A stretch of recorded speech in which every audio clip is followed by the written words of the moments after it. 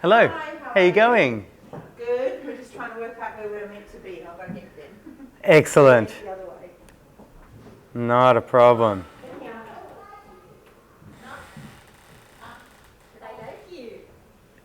Hello. How are you?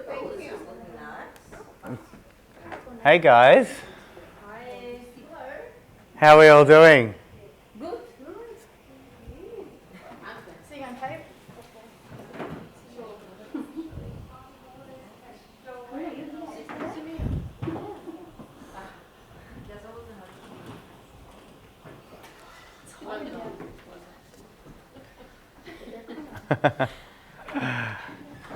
You guys having something to eat as well, or we're just hanging out here? We don't know. Not sure? Afterwards. Oh, afterwards. Very good. Very good. How are you? Good, good. Okay, let's start because we really apologise. Paul has given us his very precious time. Paul is a professional, he's a coach, he's a dad of delicious Jude. I am a dad. Really? There you go. Thank you so much. I'm really looking forward. My biggest dread of coming late was that I'm not going to be here, so there you go. I'm here. Well, you made it, which is fantastic. Thank you guys for having me. I know you guys are running around cleaning up the cleaners, cleaning. But hey, how are you? I'm not sure if you guys are aware of the topic of discussion today, but I'm just going to kind of take you guys through it. I'm a health and wellbeing coach, and I'll go through that in the presentation. But I'm just going to give you guys, as I know it, a little bit of a rundown, a really, really simple rundown of how I go about my own health and wellness practices with myself and with my clients in corporates, etc. So in the modern world we live in, it's a pretty wild place to be able to look within and to be able to get something out of you when it comes to really, really being aware when it comes to health and wellness practices. I find navigating this with all the distractions out there can be a real challenge. So first I wanted to talk to you guys about who I am and what it is I've done with myself over the last little while, and also why you should listen to me. So I've been a health and wellbeing coach for the last 20 years or so. I've worked with various different corporate organisations and teams to be able to develop health and wellness practices for them. But also over the last few years, I've been working specifically with parents to be able to develop health and wellbeing practices, to be able to support them so they can support the people around them, closest to them and their families, etc. So it's really something that is pretty dear to me, and I wanted to also express how grateful I am to you guys for what you guys have been able to do to be able to support not just my little Jude, who has just blossomed and grown over the last few weeks as well. I can't wait. He was in orange and now he's in blue. I cannot believe he's not the youngest person in this place anymore. I can really sense that the care, the integrity and caring in Chabad is like really, really powerful here. So thanks for being earnest in the work that you do.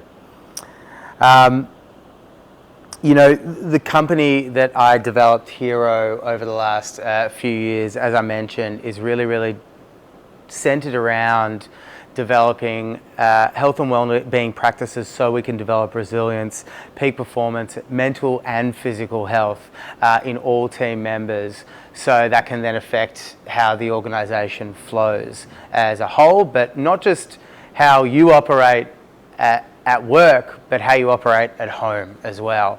And I feel like there's a symbiotic relationship there. If you are working, if you're functioning efficiently in the body and the mind at work, you'll be functioning efficiently in the body and mind at home, and vice versa. It can be and a lot of people seem to compartmentalize this by saying, you know, work is work and home is home, but it's very much a fluid process. You know, if you're happy at work, you're happy at home, and vice versa. And that's what I've found in my experience in being able to guide a lot of corporates. So in my own experience, when I first became a father, this was a real challenge for me, but I saw a lot of my friends who became fathers before me, just their health started to really decline, and I looked at them and I said, this is never going to be me. At that time was a health and fitness and wellness coach for 15 years, and I just looked at them and said, this could not be me. But then my child was born, Edie, which was thereabouts 5 years ago. And what I realized was very, very quickly, it's not what you know, it's how you can implement what you know in a really, really simple fashion. Because I knew all the stuff, but it was about how can I actually implement these things into my daily life, because I did drop the ball. And my health did take a backseat in my own sense, but then I was able to kind of draw on the practices that I've developed, and I kind of developed this program as a result of my own experience. So I'd love to share with you guys some of the tenets and the elements and the practices that I've been able to develop and to be able to have an impact on teams like yourself over the years, and to be able to get some genuinely powerful kind of outcomes from it. So for today's chat, I thought it would be fun to be able to create a little bit of an analogy. As I mentioned before, a lot of us struggle to be able to navigate and identify our own health and well-being, but I thought I'd use an analogy that all of us are very familiar with, and it's a practice that we do often, in fact all the time. I challenge anyone to say that no one has done this on a daily basis. And the question that I have for you guys is, do you guys charge your smartphone on a daily basis? Is there anyone here that doesn't charge their smartphone on a daily basis? I didn't think so. And our bodies are just not very different from these smartphones that we carry around in our pockets on a daily basis and somewhat attached to us almost religiously. There are certain sources, you know, there's a very, very simple mechanism to be able to charge your phone. You just plug it in and away you go. But there are certain other aspects that we can do within ourselves to be able to charge our own human battery. And there are certain warnings with phones that come up, like the following. What happens when your phone overheats, right? Well, what happens when your phone overheats? This sign comes up and it says the temperature's too hot, you need to get it out of the sun into the shade. The phone that you're experiencing is going through a state of stress.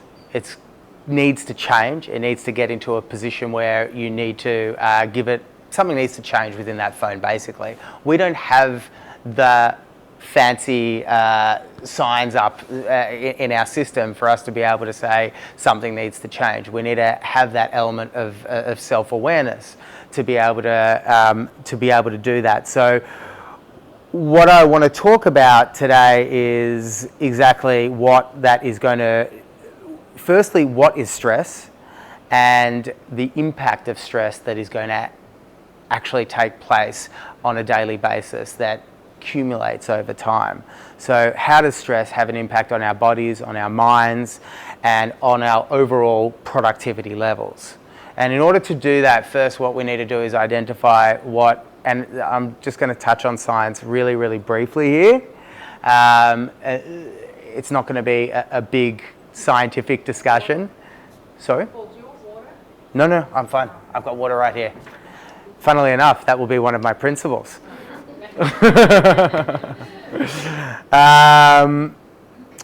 To understand stress, we need to understand the primary stress hormone, which is called cortisol. And cortisol, is anyone familiar with the hormone cortisol? Cool. So it's actually a really useful hormone.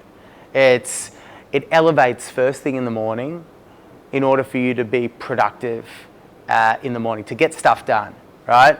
It also elevates when you are sensing an element of danger, so you can, approach, you can fight. You've heard the expression fight or flight, whether you can basically escape a threatening situation. The challenge in this modern day world is that we're constantly creating. Back in the day, there were real challenges. We were being threatened by very, very life-threatening things, but now we're creating these challenges in our minds, and we're constantly in this state of elevated cortisol, and what happens is it becomes a chronic state, and then we're stressed out all the time. So we're overheating. Our phones, our human batteries are overheating all the time, and if you can create certain strategies, very, very simple strategies, to be able to override that mechanism, essentially put your phone in the shade or put yourself in the shade, this is going to be a really, really beneficial thing. But what happens when you're constantly in the heat and in the sun? If you were the phone, you get things like foggy mind, you're irritable, you aren't able to make decisions with clarity through that foggy mind. Your energy lacks, and weight gain can happen as a result of this. All of these things can really, really take place if it becomes a chronic state. Now, so far what I've been talking about seems pretty doom and gloom, right? But the reason I'm setting this out for you guys in this particular scenario is because there are things that we can do, and what I've noticed is there are a lot of very fancy things that people talk about on Instagram and all of these types of things, but I really like to keep it as simple and basic as possible. And I want to talk to you about some strategies that you guys can do individually and collectively to charge your own human battery, okay? So there are different ways to be able to charge this human battery. One, I've really just brought this down to 5 elements in terms of the charging aspect. 1 is sleep, 2 is sunlight, 3 is water, 4 is nutrition, and 5 is movement. You look at all of these types of things and you think, the problem is a lot of people look at this, and because they happen every day, they don't give it the attention that each of these deserve on a really, really important basis. And I just want to break these down a little bit for you guys, just to understand the brevity and the importance of each one of these, so you guys can implement them in your daily lives, and even just examine them and see, maybe I can tweak something about sleep, or maybe I can tweak something about movement, and create baby steps to be able to create this strategy by moving forwards in life. Does this all make sense to you guys so far? Yeah, great. So the first thing I want to talk to you guys about is sleep.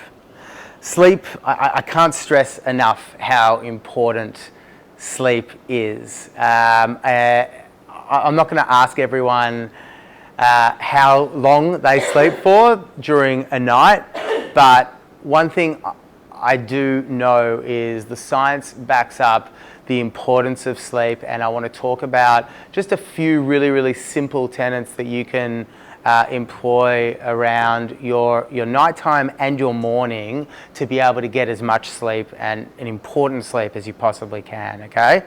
I like to think of sleep as the tide that rises all other health boats, okay? So you look at, everyone's familiar with the old food pyramid, where you have,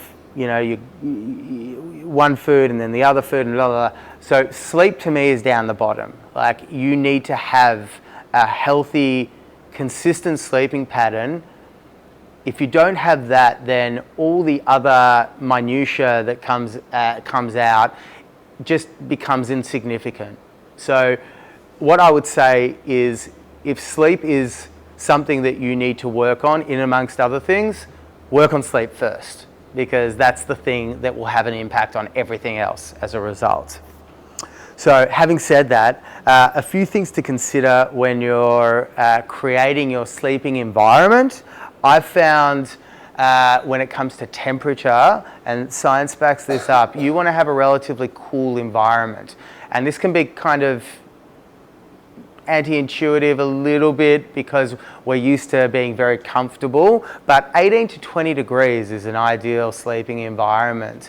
So if you've got your heater cranked up to 24, 25 degrees at night time, or if you've got your electric blankets on, just consider a cooler sleeping environment, because then what happens is your body starts to heat up as a result of that, and you want to be able to create the most effective sleeping environment for you to have a most restful sleep. Does that make sense, guys? Yeah. The next thing is removing as much natural light as you can, and that's just block out blinds. I personally have an eye mask. I sleep with I'm all loaded up when I sleep. I've got the eye mask, I've got the earplugs, I've got everything. What's that 2 weeks up to Yeah, the kids. Kids, I've got the 24-hour maid that is, yeah, right. No, I actually have special earplugs that block out certain frequencies of noise, but I can definitely hear my kids. I can hear everyone. Well, yeah, totally. Thankfully, my eldest, once she goes to sleep, she's done. But getting her to sleep, that's a different story. The first time. So, and I've got my beautiful wife that can.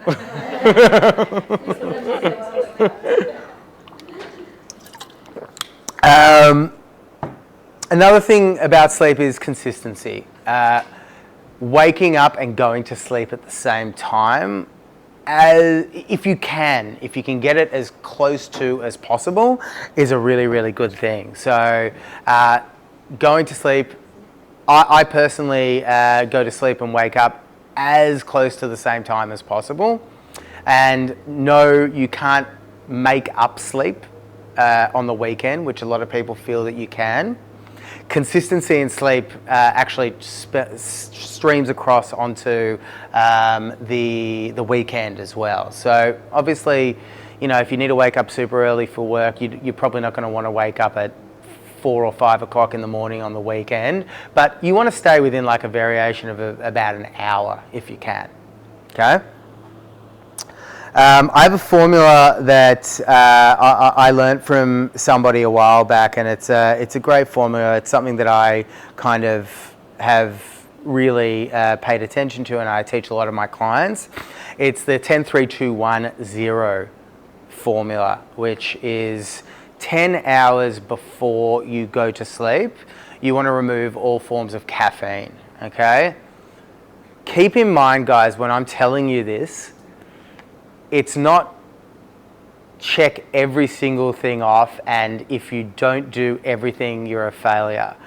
And I'll address this later on in the discussion and the talk. It's about being able to make small but consistent changes, because the human mind will not do well by doing a complete overhaul of things straight away. You'll feel like a failure straight away and you'll just give up. So it's about doing things really, really incrementally, but consistently. So 10 hours before sleep, caffeine. If you can stop with the coffees 10 hours before. For me personally, I'm in bed, I'm up early, so I'm in bed 9:30, 10 o'clock. So my last coffee, I tend to have before then, but I wouldn't have a coffee after 12, 11:30.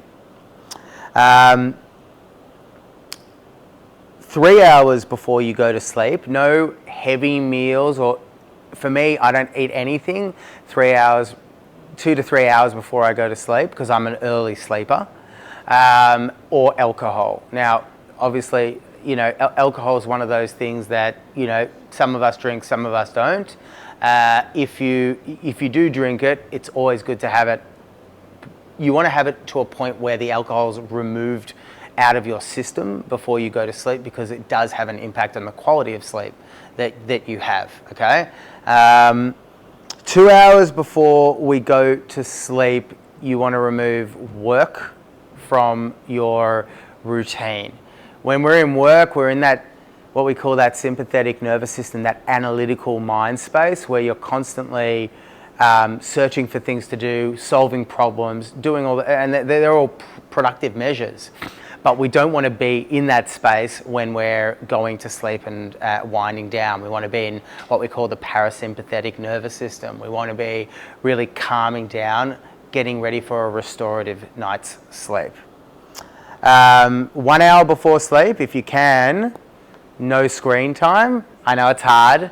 We're all watching Netflix till some of us have got Netflix on timer, so we fall asleep to it, you know. But if you can have that time where you can remove blue light, is anyone familiar with what blue light is? Yeah. So blue light is it's basically a frequency of light that is the same frequency that you get from sunlight, but it's artificial. So it's sending signals to your body to be able to say, wake up, wake up, wake up, when you're trying to go to sleep, go to sleep, go to sleep. Yeah, sunlight does the same thing. That's why you'll see in my next slide, I talk about getting out as soon as you wake up, 30 to 60 minutes after you wake up, to get out into the sunlight, because we want to increase our cortisol levels at the right time in the day. So going back to the blue light, if you can remove that, I recommend replacing, and I'm not saying don't watch TV, like there's glasses that you can, if you want to be a dude and wear your glasses. But sorry? What about the filter on the screen? There are filters that you can use on the screen. These are all helpful, yeah, definitely. And they're great, but like even half an hour before you go to sleep, if you can give yourself a rest, because whilst they do something, they don't do everything, yeah? And it's also good practice to be able to, for me personally, it gives me that time to be able to say, right, and this is what I do. I set a reverse alarm on my clock, and it gives me the opportunity to just remind myself, you know what, I need to actually start getting ready for bed. What does that look like? Maybe I'll have a cup of tea with Nat, my wife. Maybe I'll start just preparing by brushing my teeth. Maybe I'll have a warm shower as well, which is also a really great way to prepare for bed, because then what that does is it starts to cool your insides, which helps prepare you for, once again, which supports what I was saying about having a cooler environment. A cool internal environment helps you sleep better as well. So I also gives me an opportunity to read my book as well. Just disconnect from technology. I just put my phone away for that 30 to 60 minutes before bed, and it's a really, really positive thing that I know is hard because we're so used to having our phones connected to us. The other thing is zero, the amount of times you hit snooze the next day. Is anyone a snoozer here? Has anyone hit snooze on the button? It's that first. There you go. It's that first thing that it seems like trivial, but it's like that first thing. If you're hitting, and I'm not. There's zero judgment when I say this at all. But I think to myself, if I'm hitting snooze on that first button, and I've prepared to be able to kind of go up and wake up early and do a training session or do something constructive, and I've pressed snooze instead, that's kind of setting the tone for the rest of the day for me. And, you know, I always like to kind of wake up with just some element of assertiveness and kind of go, this is what I want to be able to do with my morning, with my day, and set that tone. Once again, zero judgment. So that's the formula that I like to coach a lot of my clients by, and it's a really, really simple approach to be able to do that. Does that all kind of make sense to you guys? Heroic hydration. This is something that is also a very, very simple thing that often gets overlooked. A lot of people say, you know what, I have plenty of water in my coffee. Well, the water in your coffee is it's a diuretic, and the water that you drink in a coffee or a cup of coffee that you need to have 2 glasses of water or 3 glasses of water just to get back to an equilibrium of hydration from before you had that coffee. So that's something to consider. Water is just something that I personally find, if you are feeling sluggish, if you have headaches, or if you're feeling like you want to, get moving and shift some weight, or even clear up your skin, water can be an excellent port of call. I'm not saying it's the magic elixir that's going to change everybody's life, but it's definitely a first port of call for me. If I'm feeling sluggish, I know that I, generally speaking, am a little bit dehydrated. I'll schlup a good 700 mils of water and I'll be good to go. And the first thing I do when I wake up in the morning is go straight to drinking 700 mils of water before I have my first coffee. Something with a little bit of Himalayan sea salt in it, or even some lemon, and that is an excellent way to get my internal organs going as well. So that's something to think about before your first coffee in the morning as well. Any questions? So basically a good quality sea salt. So there's table salt, which has been processed heavily, which I wouldn't use in general. I would. There's high quality. The pink.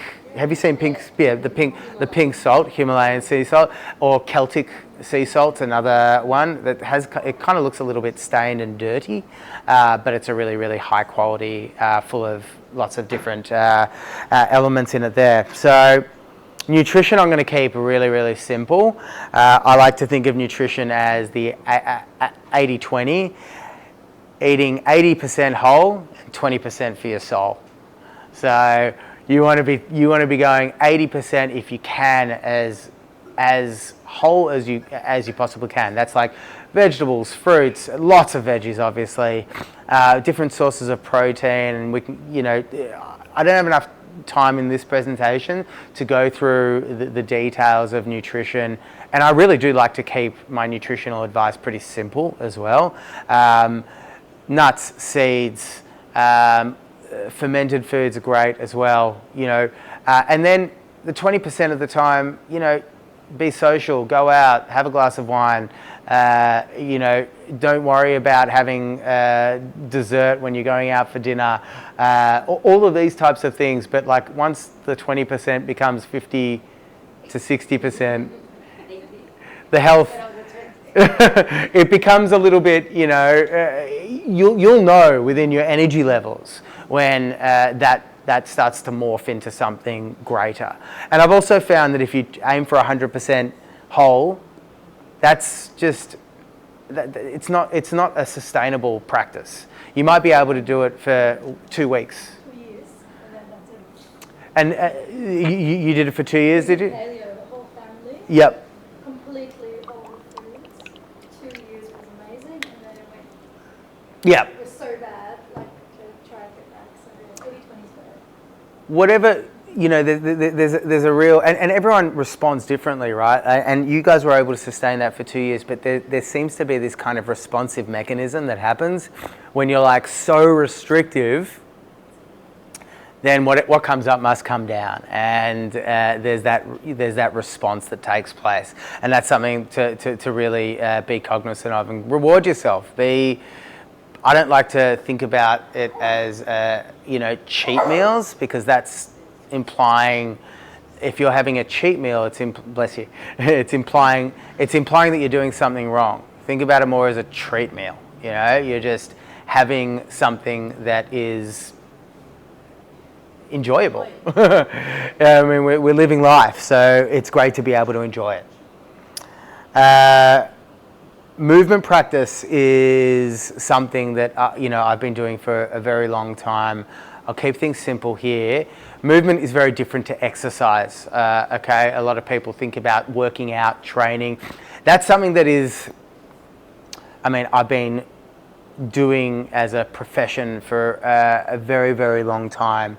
But I'm particularly passionate about movement being able to inject movement into everybody's life, because what you'll find is if you have movement in your overall day, that starts to spark other things, and it can be an infectious process where if you have movement weaved in throughout your day, all of a sudden your body's going to crave more nutritious foods. It's going to want to start going to sleep at a more responsible hour. All of these types of things. So very, very an important thing to do. And in terms of movement, being able to wake up and be in direct contact with the sun within 30 to 60 minutes of waking up can be a really, really great thing for you to be able to, as I mentioned before, spike those cortisol levels.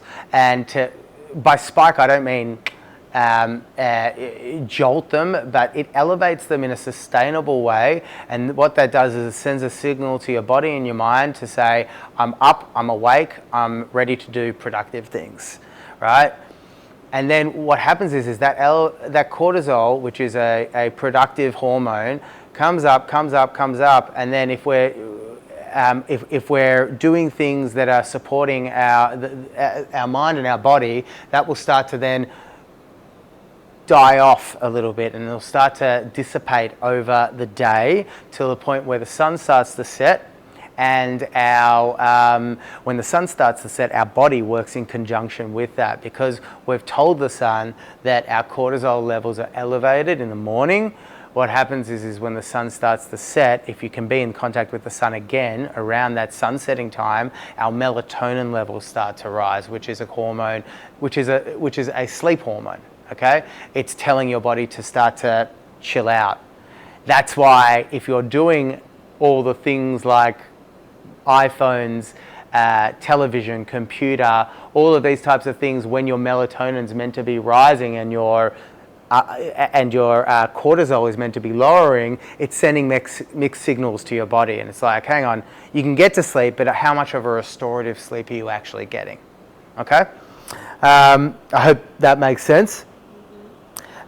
Some strategies to be able to move throughout the day is waking up, going for a walk with your partner or a friend, or taking your pet around the block when you wake up. Perhaps getting together before work starts with some colleagues or friends and going for a walk around the block. I have clients who do this a lot, even taking, I don't know what the lunch break situation is here, but like taking a little bit of a short walk around lunch and getting access to the much needed sun exposure as well, up there as well. What needs to be exposed to the sun? Like your face, your eyes, Good question. Yeah. So it depends what you want to be able to achieve. If your skin is your biggest organ. Okay, so if you can expose your skin to what they call lower angle sunlight, which is as the sun is rising, beginning to rise, if your skin is being, or any of your body is being exposed to it, that's a good thing. But what the biggest thing is to be exposed to that sunlight, and thank you for raising this question, is your eyes. Okay, let me stress, don't gaze directly into the sun so your eyes hurt. That's just common sense. You know, if your eyes hurt, don't look there anymore. But what happens is there is a frequency that the sun sends directly into your eyes, into the lower eyelids. There are receptors underneath in your lower eyelids that send different signals to your body to be able to spark that cortisol mechanism, okay, which I talked about before, that productive mechanism. So it's like start to wake up, start to be productive. Everything happens in our bodies for a reason, and it's pretty fascinating. So that's exactly why, which I didn't mention before, is you should have as many dim lights or lights off at nighttime as possible. So especially your overhead lights, when it comes to your overhead lights in your living room if you're watching TV, I would have some dim lighting around your, like a lamp or something like that, but not having your fluorescent light globes on your roof at full power, because what that does is sends the same signal to your eyelids, your lower eyelids, which is telling your body to wake up. Does that answer the question? Yeah. So I want to talk about software updates when it comes to your phones. Back to the iPhone analogy. What happens when we get a little alert on our phone saying software update, and you don't do it? What happens to your phone? Slow. It doesn't. The apps don't work. Same thing happens with us if we're not updating ourselves regularly. And I think about these software updates as a simple type of kind of symbiotic relationship. The iPhone operating system. You see the iOS. Well, I talk about the human operating system. Okay, same thing. But what I like to discuss and think about is things to be able to really nourish your body in a more yin kind of fashion. There's that feminine energy to be able to give you some time to have a restorative energy. So I think of things like peace and quiet. I think of things. What does peace and quiet look like? Well, it can look differently to everybody.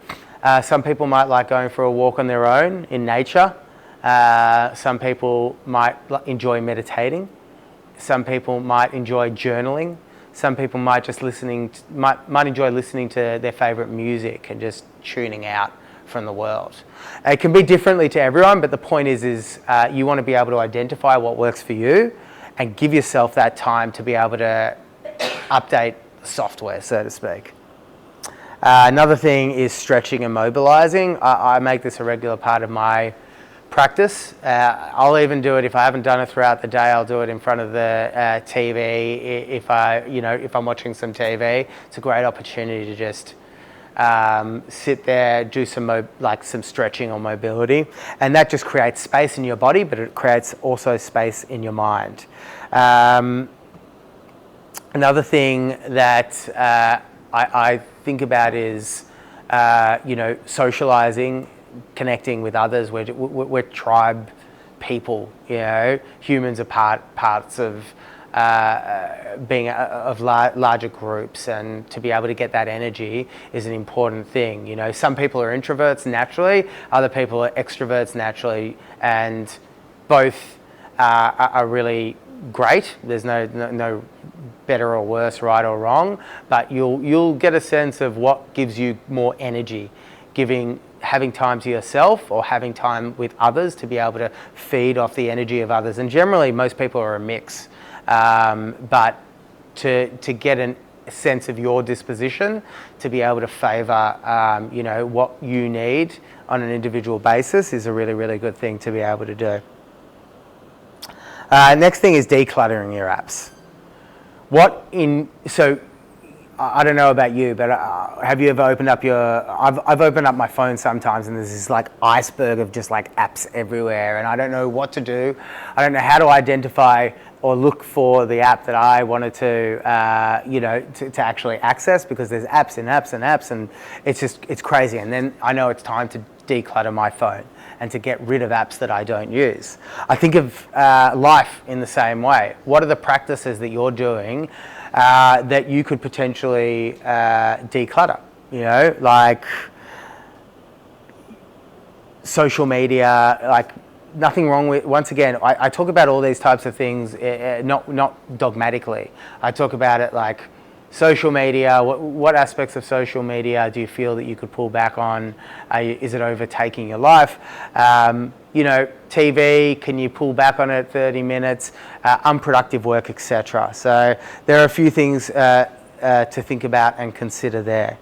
So I've kind of thrown a lot of information at you guys today, but just remember, knowledge is not power, it's potential power. And like I said at the beginning of our chat, I want you guys to not think, not try to activate everything today to transform your lives overnight. I like to think about identifying 1 to 3 different things that you might be able to implement and start slowly to be able to have an impact on your lives. And then you can use that as a springboard to slowly create momentum and consistency, which is also a really, really great thing to be able to do. My name is Paul, and I want to thank you guys so much for taking the time and having a listen to me. Are there any questions that you guys have before I let you guys go? Beautiful. Beautiful. Thank you. Thank you so much. Thank you so much, guys. It's a real good boost to hear about all these things and start implementing. So much of it can be implemented as we're working. Exactly, and that's the key. I'll always talk about things that you don't need fancy equipment for, or all these high tech things. It's about what can you do with your own body, with your own environment, to be able to impact your lives, your bodies, and your mind. Because you don't need fancy stuff to be able to do it. You just need yourself and each other. Thank you, guys. Thank you.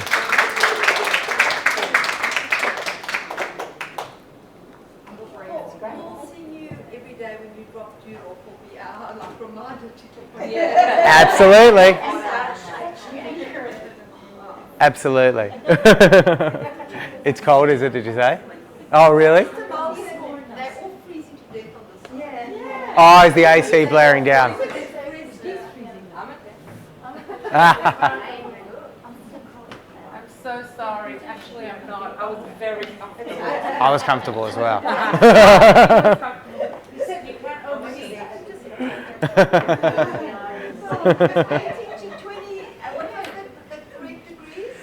For sleeping environment, 18 to 20, yeah. But we're not trying to sleep now. Correct. In fact, so for sleep, for in terms of temperature control, you want your temperature to be elevated in the morning or higher in the morning through different practices, and then it starts to get lower. It starts to lower in the afternoon. You want it to lower. It naturally lowers in the afternoon, but you want it to get it to the lowest point. That's also something to consider. Thanks, guys. Thank you. Enjoy your meal. Mendy bought this, so I'll just leave that here. Okay. Lovely, lovely. I'm sure we have like 20 lying around.